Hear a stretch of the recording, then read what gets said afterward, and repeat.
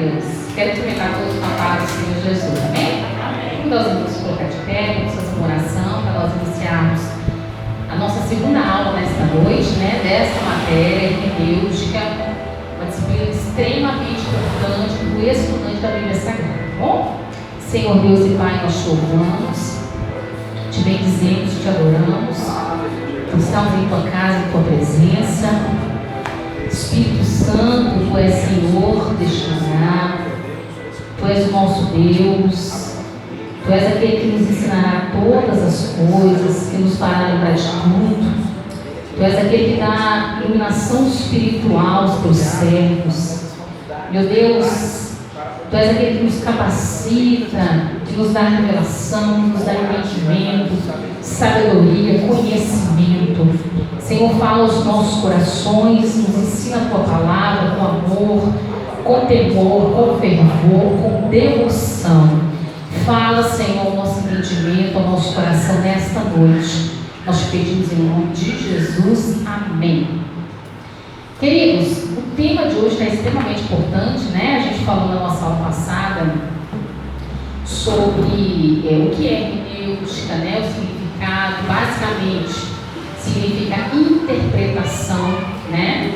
A gente falou de onde que surgiu o nome, né? Provavelmente veio ali do nome Hermes, né? Um deus da mitologia grega.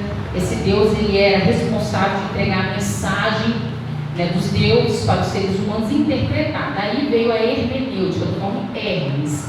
Acredita-se que foi assim, né? E nós, como estudantes da palavra de Deus, precisamos ter essa capacidade de interpretação, né? Não basta apenas ler, a gente precisa compreender, a gente precisa entender, porque aí a gente vai ensinar correto, pregar correto, aconselhar correto e viver, né? Praticar para a nossa vida da forma correta. Por que existem muitas seitas hoje? Má interpretação bíblica. Por que existe, por exemplo, normas que muitas igrejas até determinam, mas que na verdade elas são pesadas às pessoas? Porque é má interpretação bíblica. Então nós temos que ter essa capacidade de interpretação para a gente não colocar peso e nem ensinar heresias, né? Nem ensinar inverdades que a gente fala que é para salvação, mas na verdade não está na Bíblia. Então a gente tem que ter muito cuidado, né? Porque a Bíblia é a nossa regra de fé e de prática, e por isso a gente precisa ter uma capacidade manuseá-la. Agora, é claro que a gente vai sair do curso básico, a gente não vai saber toda a Bíblia, todas as técnicas, vamos sair daqui já hermeneutas, intérpretes, especialistas. Não vamos sair, tá bom? A gente, por exemplo, nessa disciplina, vamos aprender as técnicas, né? A irmã Leia até comentou, né, que não são simples, né? São as palavrinhas, né, e tal. Mas o que a gente tem que entender? Não é que eu tenho que decorar tudo e muito menos sair pregando isso. Por exemplo, a gente vai ver uma figura de linguagem que é a prosopopeia. Aí eu estou lá pregando e vou falar, irmãos, isso no texto bíblico é uma prosopopeia. Tem, por exemplo, pregadores que querem falar e querem demonstrar o conhecimento. A boa pregação é a pregação simples, clara, o português que as pessoas vão entender. O português que eu digo não é a gíria, não é usar palavra chula, né? Palavra baixa, não. Mas eu tenho que entender, o meu público vai ter gente que é doutor em teologia, mas vai ter gente que é analfabeta. Então, se eu começar a falar, né, as figuras de linguagem, né, até para trazer conhecimento, eu tenho que tomar cuidado o público ao qual eu estou pregando. A gente vai focar muito nisso quando a gente for falar sobre a oratória cristã, que é a homilética, que é a próxima matéria. A gente, inclusive, vai abrir ela como curso de capacitação para pessoas de fora fazer com a gente também, tá bom? Quem já está anunciando aí na igreja? Olha, ó, já que o Manuel ganhou um ponto extra, hein? Pastor Márcio, me ajuda aí, Pastor Márcio. Chama esses obreiros, essas obreiras para cá, Pastor Márcio. Vamos chamar o Pastor Alexandre, chama esse povo aí, pastor. Vamos animar aí em nome de Jesus. Vai ser um mês, né? 5, 6 aulas. Então a gente vai fazer um cartaz bonitinho e vai abrir os de fora.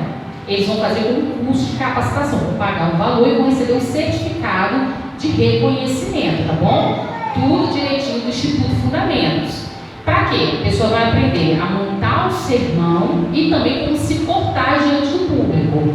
Como que a pessoa vai falar, a melhor roupa, né, a roupa mais adequada, como se expressar, como que ele vai expor o seu sermão, ok? Então assim, vai ser muito importante, vai ser um tempo pequeno, que a gente não tem muito tempo, são muitas pessoas, né? Mas pelo menos o sermão todo mundo vai ter que montar um. Aí a gente vai dividir, tem pessoas que vão fazer o sermão textual, tem pessoas que vão fazer o sermão expositivo, tem pessoas que vão fazer o sermão temático, né? O sermão narrativo, para quê? Para mim ter uma noção de cada tipo de sermão que existe, tá bom? Essas técnicas, irmãos, não é para a gente se amedrontar. Ai meu Deus, eu nunca vou pregar porque eu... Calma, a gente está aprendendo também, tá bom? Todos nós estamos aprendendo. Isso é para o nosso conhecimento, para a gente ter um entendimento e sempre melhorando, ok? Melhorar nunca é ruim, melhorar sempre é bom, tá bom? Então hoje vamos falar sobre as particularidades do texto bíblico. A Bíblia não é um livro fácil de se entender. É um livro belo. Eu amo a palavra do Senhor, eu amo a lei do Senhor, né? Assim diz o salmista, Salmo 119, mas não é fácil. Eu tenho que entender que está num contexto diferente do meu, uma cultura muito diferente da nossa, numa época extremamente distante, e cada escritor tinha um propósito, tinha uma mensagem para um destinatário, para um leitor determinado. Agora, é claro, a Bíblia é supracultural, é para todas as culturas. Eu tenho que saber interpretar ela para me trazer para os dias de hoje. O que isso quer dizer para mim? Por exemplo, o livro de Levíticos, apresentar ali toda, né? Como é que iria funcionar o sistema sacerdotal, os rituais, as festas, né? Mantanara, o que isso tem a ver comigo, uma cristã brasileira em pleno século XXI? No tempo da pós-modernidade que a gente já falou, né? Então, assim, um tempo que vai na contramão da palavra de Deus, é que a sociedade ela é anticristã. E aí, o que isso tem a ver comigo? Por exemplo, a chave principal do livro de Levíticos é santidade ao Senhor. Então, eu como cristão do século XXI, eu preciso viver em santidade. O que é viver em santidade no pleno século XXI? Aí eu vou me aprofundando e dá para trazer um sermão desse tema, ok? Um sermão temático. Então, a gente tem que entender, eu preciso olhar para a Bíblia e entender. Não é fácil, né? É um livro que é difícil de entender. Deus é tão bom que a gente sempre consegue ler alguma coisa e entender, né? Como que Deus é maravilhoso, porque somos seres inteligentes. Agora, à medida que a gente vai estudando as particularidades do texto bíblico, a gente vai se aperfeiçoando no assunto. Então, a gente vai pregando melhor, ensinando melhor e vivendo melhor a palavra de Deus. Tá bom? Então, nós vamos ver técnicas. Não é para você se amedrontar. Ah, eu não vou conseguir. Vai sim. Vamos aprender um pouquinho de cada coisa, tá bom? Olha o que diz. Essa é uma frase do pastor Raimundo Ferreira de Oliveira, ele é um hermeneuta, tá? A Bíblia, como qualquer livro, possui linguagem própria de um livro, cujo autor queria que as coisas nele escritas fossem compreendidas pelos seus leitores. Por isso, o Espírito Santo, ao inspirar as Escrituras, usou a linguagem, o vocabulário e o gênero literário próprio à época de cada escritor que a escreveu. Então, cada escritor, quando escreveu cada livro, ele o fez assim, para que o leitor entendesse. Agora, eu preciso entrar naquele tempo, naquela cultura, para mim também conseguir entender. Tá bom? É isso que o pastor Raimundo está falando. Então, eu consigo entender. Agora, para isso, eu vou ter que usar ferramentas. Então, há passagens mais obscuras, que se eu ler eu não vou entender de imediato, mesmo que eu seja uma pessoa que seja muito letrada, né, como diz o pastor, eu sou muito letrada, né, então mesmo que eu tenha muito estudo, eu vou ler e não consigo compreender. Mas existem ferramentas que vão me ajudar a chegar no entendimento daquela passagem, tá ok? Bom, vamos lá. Introdução. Neste estudo, nos voltaremos para duas áreas importantíssimas. Primeiro, as figuras literárias utilizadas no texto bíblico. E segundo, as dificuldades bíblicas, isto é, as dificuldades de compreensão de textos bíblicos. Essas figuras de linguagem são recursos literários para comunicar bíblica dentro de um contexto histórico, social e cultural dos tempos bíblicos. Conheceremos também algumas das principais dificuldades bíblicas, isto é, as dificuldades que encontramos ao nos depararmos com determinado texto bíblico, impossibilitando assim uma compreensão melhor. Então a gente vai falar das figuras de linguagem hoje e também das dificuldades. Agora é claro, a gente trouxe aqui poucos exemplos de dificuldades e algumas das principais figuras de linguagem. Agora é claro, existe muito mais. A gente está no curso básico, tá bom? Isso aqui é só uma base para a gente ter um entendimento, ok? Alguém leu a lição? Deu uma lida? Tem que dar uma lida para a gente conseguir acompanhar, tá bom? Quando puder, faça essa leitura. Vamos lá. Primeiro, particularidades literárias. As figuras de linguagem do texto bíblico. Então, olha só. Primeiro, comparação e contraste. Isso aqui acontece muito na Bíblia, né? Os escritores utilizaram muito dessa figura de linguagem. O que é a comparação? É a associação de duas ou mais ideias que são iguais ou parecidas, ok? Exemplo, lá em Gênesis 22:17, Deus compara a descendência de Abraão com as estrelas do céu e com a areia que está na praia do mar. Palavras como tal como, igual a, como e semelhante expressam a ideia de comparação. Então, é como que é associar duas ideias que são parecidas, ok? Ou que são iguais. Faz uma comparação, não tem erro. Por exemplo, o livro de Salmos usa muito essa figura de linguagem, o livro de Provérbios, quando fala da louca e da prudente. Mulher louca, mulher prudente, né? O justo e o ímpio, né? Os Provérbios fazem muito comparações, tá bom? Agora, o que é o contraste? O contraste é o oposto da comparação. Então, marca aí, ok? Marca aí na sua apostila, né? Dá um sinal aí, o oposto, pois indica diferença nas qualidades que estão sendo salientadas. As palavras como mas, ou, de outra forma e entretanto indicam o contraste. Exemplo, Salmo 1, o salmista. Pastor, quem pode ajudar a irmã e dar uma puxadinha para a irmã fazer um favor? Pode deixar com o evangelista, tá? Obrigada. Por exemplo, Salmo 1, o salmista apresenta o contraste entre aquele que atenta para a lei do Senhor e aquele que não faz. A gente encontra muito contraste no livro de Salmos e também no livro de Provérbios, tá ok? Tá dando para entender até aqui? Percebe? São figuras de linguagem, tá bom? A gente só está trazendo aqui o conhecimento dos irmãos. Não é que eu tenho que falar isso, não. Eu tenho que ter esse entendimento para quando eu estiver ministrando, ensinando, aconselhando, eu saber expressar isso com entendimento. O livro de Cantares, né? Que você escreveu sua também, bastante essa figura. Sim, comparação. Tem muito, né? Então, assim, muitas pessoas falam o seguinte: a comparação a esposa seria a igreja, né? E o noivo seria Jesus. Mas ali o objetivo principal do livro de Cantares é falar mesmo da relação homem e mulher. A gente até estudou isso quando a gente viu o Antigo Testamento. Então o foco principal é esse. Agora eu posso trazer uma comparação? Com certeza, ok? Muitos pregadores fazem muito bem, né? Essa comparação, tá bom? Tá dando para entender até aqui? Ok? Dá uma olhadinha se está gravando, fazendo um favor aqui. Tá gravando, cara? Vê se eu consigo ver. Tá? Vamos lá. Metáfora. Vamos ver o que é metáfora. Essa figura tem por base alguma semelhança entre dois objetos ou fatos, caracterizando-se um com o outro que é próprio do outro. Exemplo, ao dizer Jesus, eu sou a videira verdadeira, também é uma comparação, tá bom? Ok?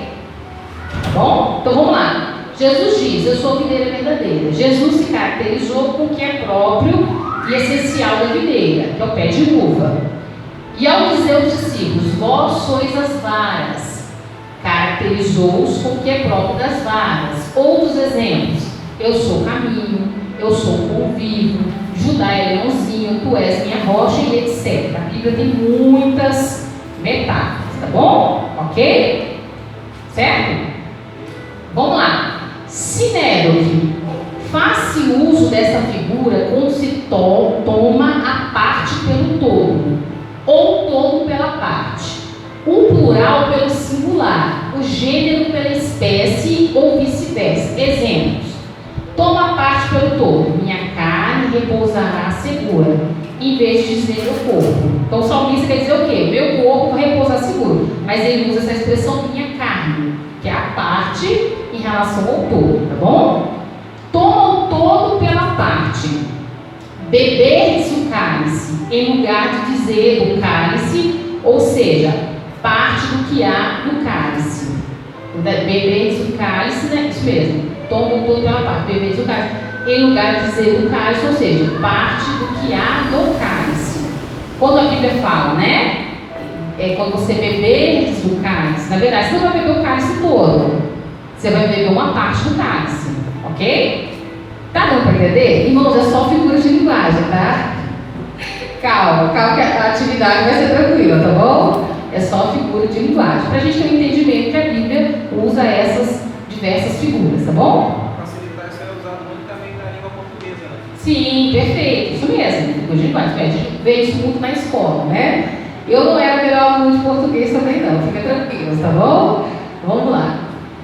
Metonímia, vamos lá. Emprega-se esta figura quando se emprega a causa pelo efeito, ou o sinal ou símbolo pela realidade que diga o símbolo. Exemplos: Jesus emprega a causa pelo efeito. Eles têm Moisés e os profetas, ouçam-nos, em lugar de dizer que tem os escritos de Moisés e dos profetas. Então, quando Jesus fala lá, né? Quando conta a parábola, né? Do rico e do Lázaro, na verdade não seria uma parábola, tá bom? Quando cita-se o nome, não é já uma parábola, é realmente uma história, um fato que aconteceu, mas isso aí a gente vai falar mais pra frente, ok? Então quando fala ali, né, eles têm, quando o rico diz, não, deixa que eu volte, né, para que eu conte para minha família, ele fala assim, não, eles têm Moisés e os profetas. O que quer dizer isso? Na verdade eles têm os escritos, né, que é o Pentateuco. Na época de Jesus já havia ali o Pentateuco já montado, ok? Que foi, acredito que foi Moisés quem compilou a sua grande maioria. Então, Jesus está empregando o símbolo pela realidade que o mesmo indica. Se eu não te lavar, não tem parte comigo. Lavar é símbolo da regeneração. Então, são figuras de linguagem, tá bom? Ok? Depois você vai ler aí, você vai entender melhor, tá bom? Vamos lá. Prosopopeia. Essa figura é usada quando se personificam as coisas inanimadas, atribuindo-se-lhes os feitos e ações das pessoas. Exemplos: onde está a morte o teu aguilhão? Aguilhão, não sei se vocês não sabem, é uma ponta de ferro, né? Então, onde está a morte do teu aguilhão? Quem fala isso é o apóstolo Paulo, né? Então, a morte não tem aguilhão, mas ele está usando aqui um símbolo, tá bom? Paulo trata a morte como se fosse uma pessoa. Ele representa a morte como uma pessoa que está ali com o aguilhão, né? Furando, machucando, matando. Os montes e os outeiros romperão em cânticos diante de vós, e todas as árvores do campo baterão palmas. As árvores batem palmas? Não. É uma prosopopeia, ok? É uma figura que personifica as coisas inanimadas, tá bom? Como se essas coisas tivessem vidas como pessoas. Outro exemplo: encontraram-se a graça e a verdade, como se fossem duas pessoas se encontrando, né? A justiça e a paz se beijaram, da terra brota a verdade, dos céus a justiça baixa o seu olhar. Então a justiça não tem um olhar, né? Então é só uma figura de linguagem, ok? Isso aqui é só para o nosso conhecimento. Tá dando para entender? É muita informação. Aí você vai o quê? Vai ler na sua apostila, vai marcar, vai ver os exemplos bíblicos. Existem muitos outros, mas o nosso tempo, o nosso curso não permite, tá bom? Você vai dando uma lida e você vai encontrando na Bíblia. A partir do momento que você tem esse conhecimento, quando você vai ler na Bíblia, você, opa, aqui é uma comparação. Ah, aqui é um contraste. Ah, aqui é uma prosopopeia. Está dando vida a uma coisa que é inanimada, ok? É para o seu conhecimento e para o seu crescimento também. Então, ali no caso, traz vida gerada de pessoas, dos elementos da natureza, que o fato é usado muito nas profecias, né? Sim. Pelos profetas. Exatamente. Usa muito, né, essa figura de linguagem. Os profetas usam muito essa figura de linguagem. Quem lê e não tem esse entendimento, que é uma figura de linguagem, ele fica, nossa, eu não consigo entender a Bíblia, para mim é uma coisa fora de lógica, mas tem lógica sim. É isso que a gente está aprendendo em hermenêutica, né? Então nunca a gente pode ler a Bíblia e já falar assim, aqui é um erro, aqui é uma contradição. Não, não é um erro, não é uma contradição. Nós provavelmente não estamos entendendo, mas existem ferramentas que vão nos ajudar a compreender o texto. Tá ok? Vamos lá, vamos continuar. Ironia. Faz uso dessa figura quando se expressa o contrário do que se quer dizer, porém sempre de tal modo que se faz ressaltar o sentido verdadeiro. Por exemplo, clamar em altas vozes despertará. Ele está falando aqui com os profetas de Baal, né? Clama em altas vozes, né? E ele vai despertar, ou seja, ele está dormindo, mas ele está sendo irônico. Elias está sendo irônico. Então tem essa figura de linguagem na Bíblia. A gente sabe que Elias não é o escritor bíblico, tá bom? Ele é um profeta não literário, ele não tem literatura que ele escreveu, tá bom?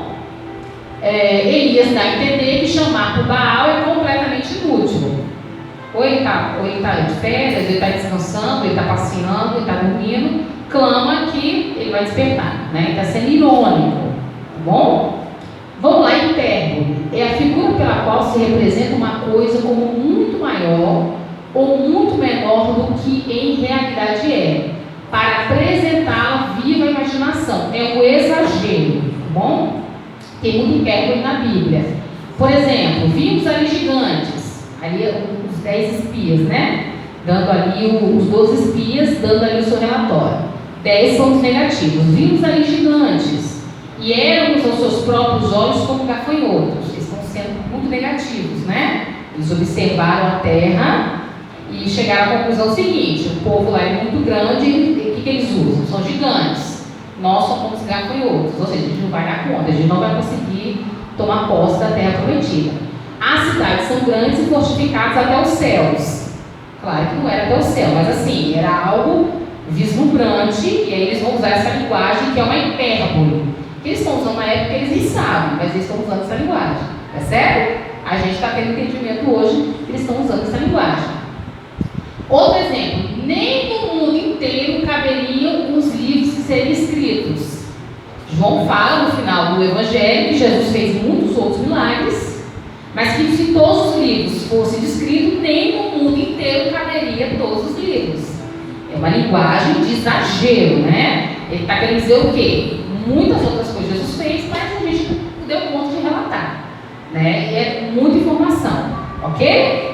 Outro exemplo, rios de águas correm dos meus olhos, porque não guardam a tua lei. Está dizendo o seguinte, que ele chora muito pelo fato que as pessoas não guardam a lei do Senhor, né? E aí ele usa exagero, rios estão correndo dos meus olhos, tá bom? Tá dando para entender até aqui? Um pouquinho complexo, né? Mas calma, vocês vão sair daqui hermenêuticos em nome de Jesus, tá bom? É assim mesmo. Quando eu estudei a primeira vez também, eu fiquei, meu Deus do céu, vou voltar para português. Mas pastor Jones é bom em matemática também, né, meu bem? Português era o Caleb, né? Caleb é bom português. Ele tá nem prestando atenção porque já manja tudo mesmo, né? É desse jeito mesmo. Vamos lá, alegoria. A Bíblia tem muita alegoria. No livro de Apocalipse, muita alegoria. Então, para a gente entender, tem que ter um comentário expositivo, tem que ter um dicionário bíblico para conseguir compreender. Agora, quando você entende a mensagem do livro do Apocalipse, você sai assim, cheio de esperança e de alegria, porque é muito clara. A igreja já venceu, Jesus já venceu. Então, o que a gente está passando aqui é só uma passagem. Então, assim, as pessoas, né, ficam com medo, não tem nada, muita coisa, porque são muitas alegorias, né, muitas mensagens proféticas. Então, tem que ter a compreensão. Para isso, eu preciso de um bom comentário. O pastor Severino tem um excelente comentário sobre o Apocalipse, o pastor Antônio Gilberto também.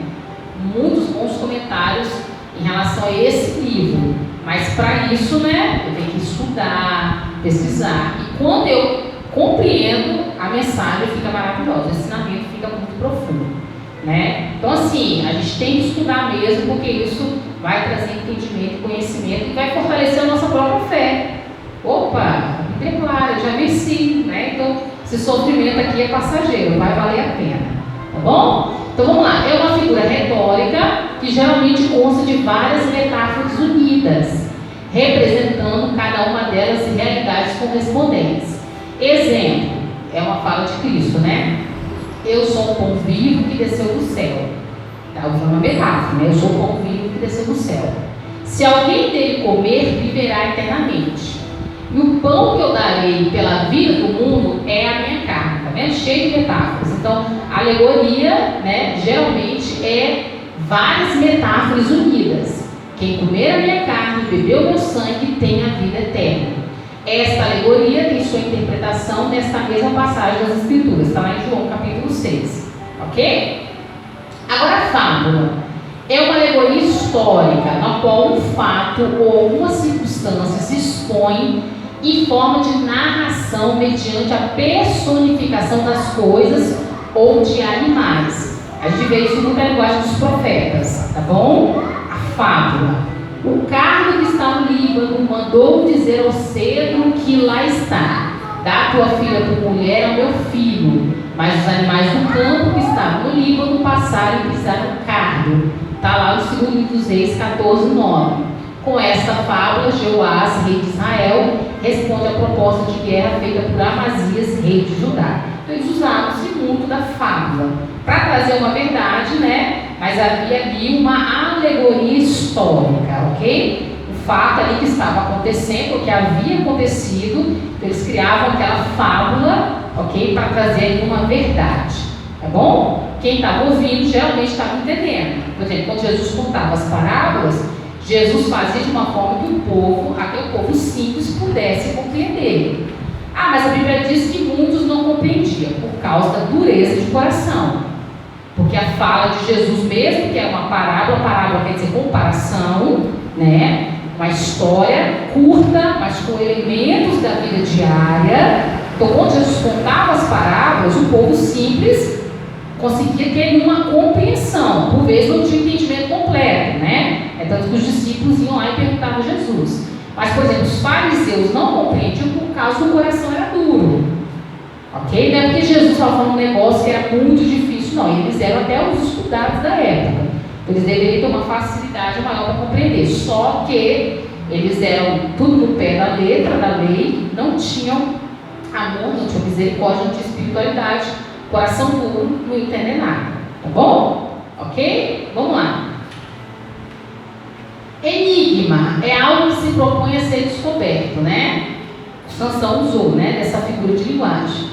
Do comedor saiu comida e do forte saiu doçura. Está lá em Juízes 14:14. De quem que Sansão está falando? Ele lança esse enigma, né? Quem que é? Do comedor saiu comida e do forte saiu doçura. Era o leão, né? Encontrou no meio do caminho, o leão morto, ok? E aí ele vai criar um enigma baseado nisso, porque posteriormente ele vai ver que havia ali mel, né? E ele vai se alimentar, algo que ele não poderia tocar nem em um corpo morto, e ele vai fazer isso, tá bom? O que é tipo? O tipo pode ser uma pessoa, um evento do Antigo Testamento ou um objeto. Eles têm por objetivo fazer uma indicação para um cumprimento futuro. Os tipos indicam que serão cumpridos futuramente. Assim, todo tipo encontra o seu antítipo, isto é, a pessoa ou evento em que o tipo se cumpre. Exemplos: a serpente de metal levantada no deserto foi mencionada por Jesus como tipo para representar sua morte na cruz. Jesus usa claramente, né? Lá em João 3,14, ok? Como a serpente de metal foi levantada no deserto, o Filho do Homem também vai ser levantado, e ele foi o madeiro, né? Jesus morreu por nós. Jonas no ventre do grande peixe foi usado como tipo por Jesus para representar sua morte e ressurreição. Está lá em Mateus 12:40. O primeiro Adão é um tipo para Cristo, o último Adão, ok? O primeiro Adão foi o primeiro homem que pecou, né? E Jesus é o último Adão, né? Ele que tirou o pecado do mundo. O primeiro pecou, o pecado entrou. Jesus é o último Adão. Adão no original significa homem, tá bom? O último Adão que tirou o pecado do mundo, tá bom? Deu para entender? Depois você vai dar uma lida na sua apostila, você vai dar uma pesquisada melhor, tá bom? Você vai ter esse entendimento. quer dizer que você tem que pregar isso, né? Olha, isso é um tipo. Né? Perceba, seu auditório tem pessoas que são analfabetas, pessoas extremamente estudadas, pessoas simples também. Você tem que trazer uma mensagem, por mais elaborada que ela seja, mas que ela seja clara para que as pessoas venham entender. Senão não tem lógica, né? Eu lembro que eu ministrava um tempo atrás. Eu perguntava ao meu esposo, né? Ele estava começando ainda a pregar, e eu falava assim: amor, gostou da mensagem? Gostei, mas teve muita teologia. Ele fala mesmo, ele sempre foi meu professor.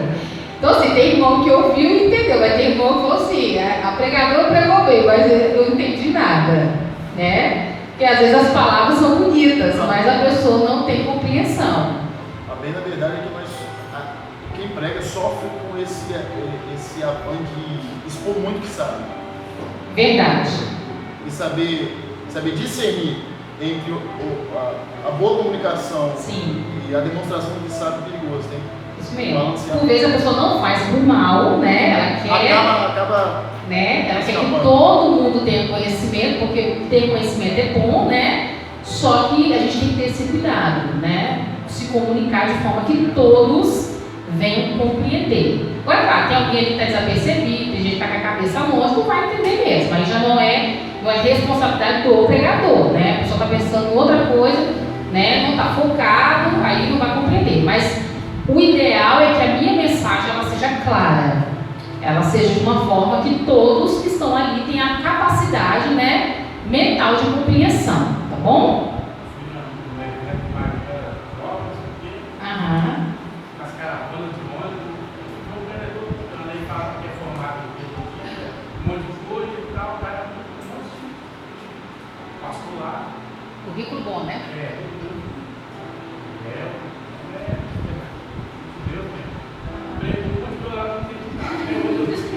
Até hoje ele não lembra a mensagem. Sim. Mas ele quase nada.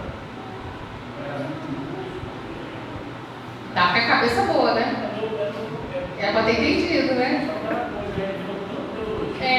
Sim, dificulta mesmo. Por exemplo, aí, se eu começar a falar de hermenêutica, de homilete, eu já vi muito pregador fazendo isso. Eu ficava falando assim: o que é isso? Quem quer dizer isso? Tem? Então, assim, quanto menos você usar palavras técnicas, você falar palavras mais claras, melhor para a sua pregação, para a compreensão de todo mundo, tá bom? Eu acredito que a linguagem do público tem que ser normal. Como o público tem várias classes, né? Sim. Várias interpretações, eu acredito que além do pregador já teológico sofrer, né? Esse preconceito, Sim. ele precisa saber trazer a forma, uma linguagem formal para o público. Sim. Verdade. Isso eu acredito que afeta muito na interpretação e na própria palavra de Deus entrar no coração. Sim, exatamente. Porque a palavra, ela tem 3 objetivos, né? Edificar, consolar e exortar. Então a pessoa tem que sair dali, ela tem que receber alguma coisa. Então se ela não entendeu, ela recebeu o quê? Nada, né? Foi o quê? Alguém testemunhou que, uma irmã daqui testemunhou que um jovem ministrou, e ela disse: nossa, o meu companheiro saiu maravilhado com a ministração dele. Ele pregou sobre a volta de Cristo, né? Então, a gente não esperava essa pregação para aquele culto, mas foi a mensagem que Deus deu para ele. E aquele companheiro dessa irmã aqui da igreja, ele está há muitos anos afastado. Ele não se reconciliou, mas aquilo mexeu muito com ele. Então, ele mesmo estando muitos anos afastado, né? Aquela pregação sobre a volta de Cristo, que geralmente as pessoas vão na linha de amedrontar as pessoas, apresentar como se fosse algo doloroso e ruim, mas na verdade não é. É uma bênção, né? É o momento que a gente vai se encontrar com o nosso Senhor, mas ele teve uma sabedoria de trazer que aquela pessoa foi tocada, mesmo que não voltou para Jesus, mas a semente foi plantada e ele entendeu: nossa, esse é o caminho. Então percebe, né? Não é um tema fácil falar sobre a volta de Cristo, mas ele ministrou e aquela pessoa não cristã, muito tempo afastada da igreja, conseguiu entender a mensagem. Então é isso que a gente tem que ter esse entendimento. O outro que está ali precisa entender o que eu estou falando, senão não tem sentido, ok? A pregação não é uma exibição humana, é uma exposição da palavra. É isso que a gente tem que entender, e muitos pregadores se perdem nesse ponto.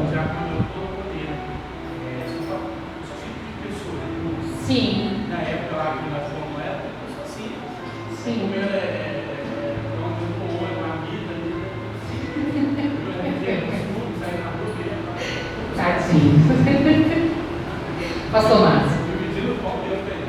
O professor Ronei falou da dificuldade para pregar, porque costumava ensinar, né? Sim. Quando ia pregar, tinha dificuldade com as palavras que usava. Uma vez que eu estava assistindo o podcast dele, já estou perdido. As palavras que ele usa assim. Sim. Por exemplo, se a pessoa está numa conferência teológica, é claro que ela vai usar termos técnicos. Óbvio, né? Está numa conferência teológica, ali com estudantes, né, de teologia, bacharéis, né? Aí tudo bem, mas quando a gente fala de igreja, ensinamento, né? Tudo isso a gente tem que pensar. Eu tenho um público muito diversificado. Por isso, trazer uma mensagem que é clara para todo mundo. Quando você vai na faculdade, ela vai estar ali falando muitas palavras. Sim. Aí você acabar de sair da faculdade, aí já vai ver. Aí ela começou a querer pregar, e você tem que ficar muito certinho. Eu falei, eu olhava assim, bem, eu também não entendendo mais nada. Vai mais devagar.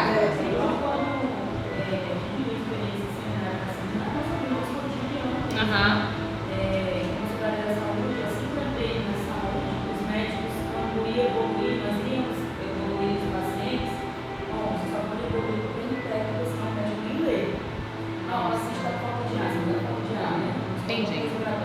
É a mesma coisa a gente vai pregar mais vezes. Aí quando ia fazer a passagem para o campo, ou até mesmo passar a visita para os pastores, as pessoas que lá, seu parente está com direito, seu paciente está sem aberto, seu paciente está com carro, e a pessoa, a minha primeira sensação, o ano passado eu fui internado, ela falou, a minha falou que seu irmão está isso, eu chegava quase desse tamanho, a cabeça desse tamanho. Porque usou um monte de termo técnico para ela e ela é leiga. Aí eu ficava assim, calma, que é isso. No ambiente hospital, a gente ouve muito isso mesmo. E a gente fica desesperado, né? A mesma coisa igual quando meu marido está na igreja, o meu irmão, nossa, Sim. isso.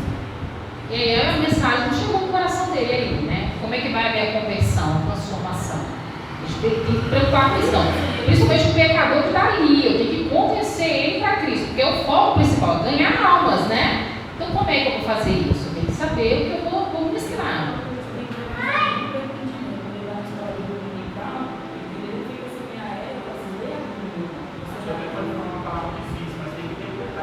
Sim, né? Se você usou um termo, né?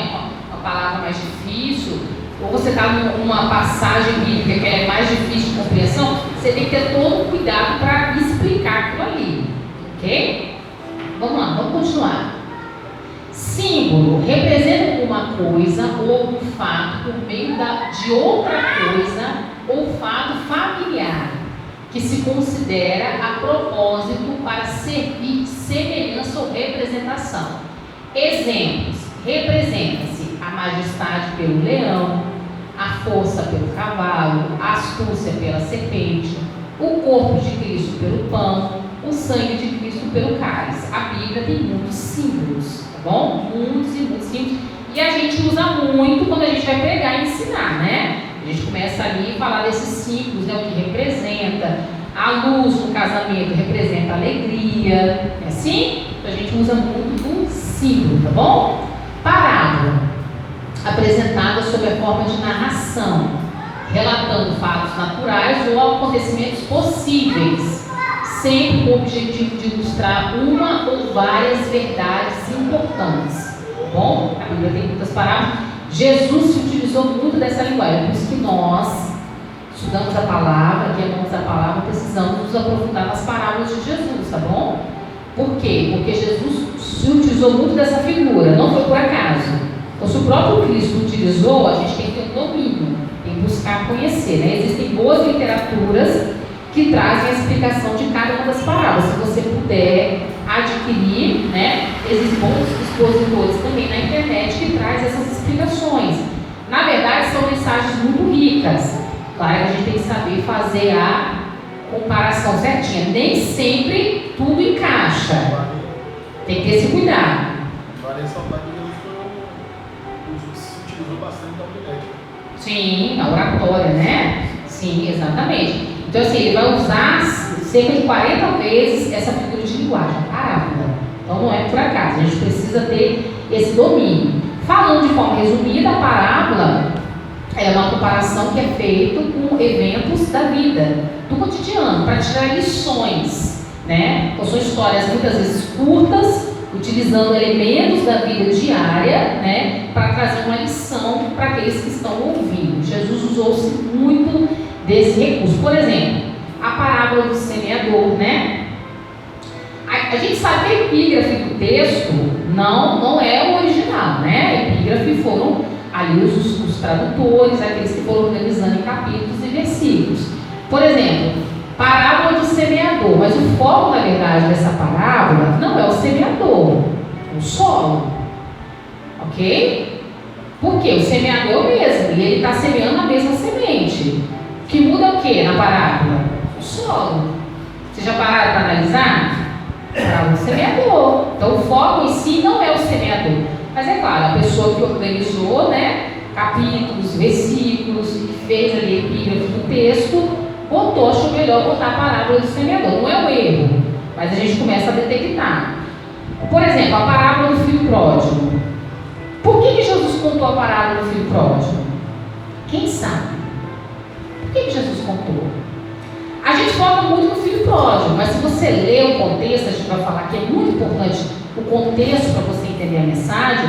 Jesus está pregando aos fariseus. Eles não tinham amor, eles não tinham misericórdia.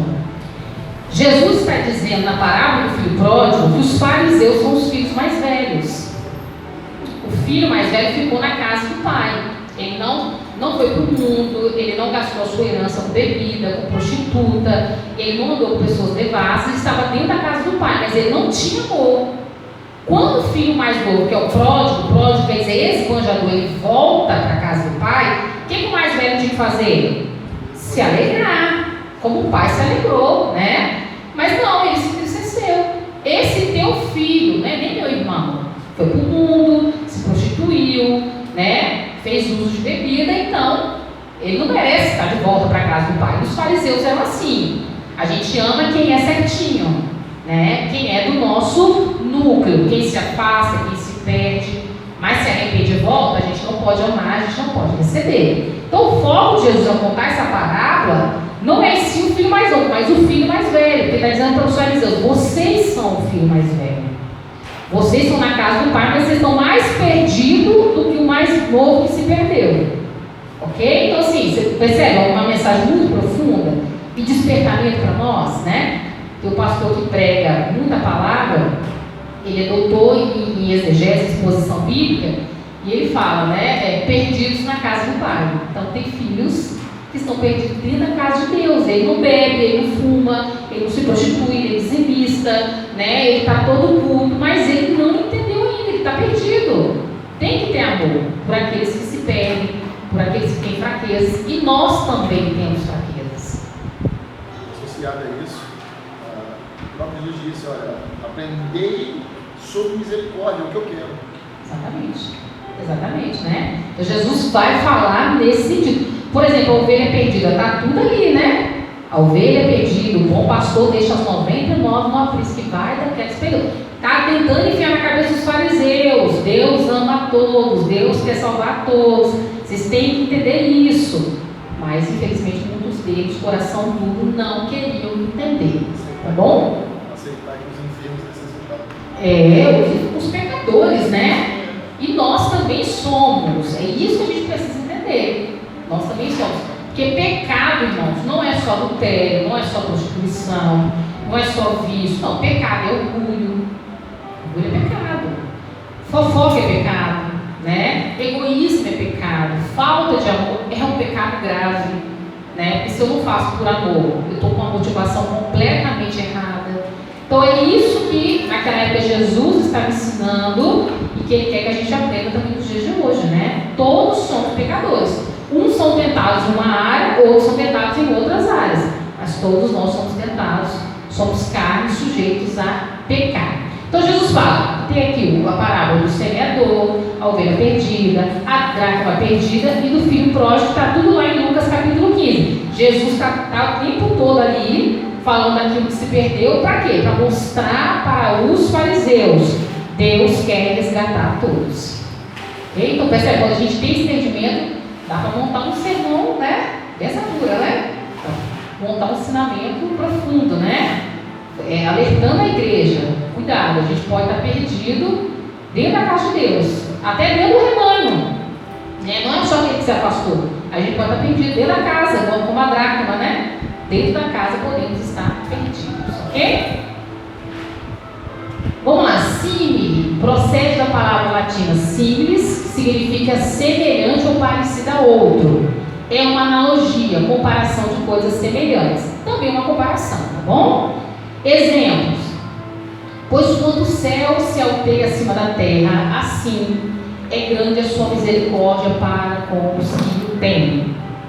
Salmo tem um símile, né? Como o pai se compadece dos seus filhos, assim o Senhor se compadece dos que o temem, ok? Então são símiles, tá bom? Interrogação. Somente quando a pergunta encerra uma conclusão evidente é que é uma figura literária. Interrogação é uma figura pela qual o orador se dirige ao seu interlocutor, ou adversário, ou ao público, em tom de pergunta, sabendo de antemão que ninguém vai responder. Olha só, exemplo.